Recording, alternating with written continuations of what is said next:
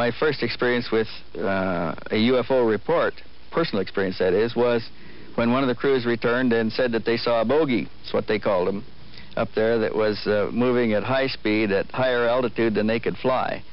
And the crews later, I found out that they often referred to them as enemy aircraft or Russian aircraft, but usually bogeys.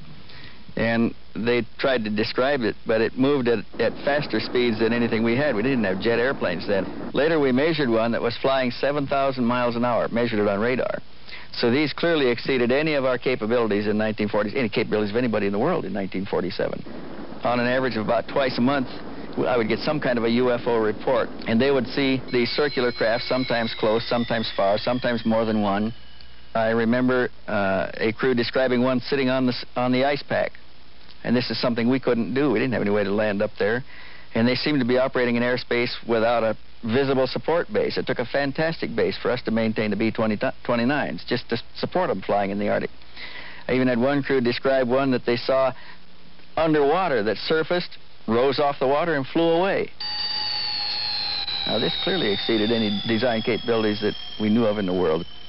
The B-29s flying these reconnaissance missions were equipped with a variety of cameras.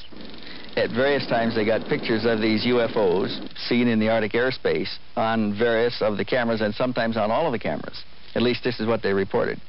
I never got to see any of it because we took the film cartridges out, packed it in the box, and shipped it off to Washington, to Andrews Air Force Base, where the officer was met by Pentagon intelligence and taken someplace.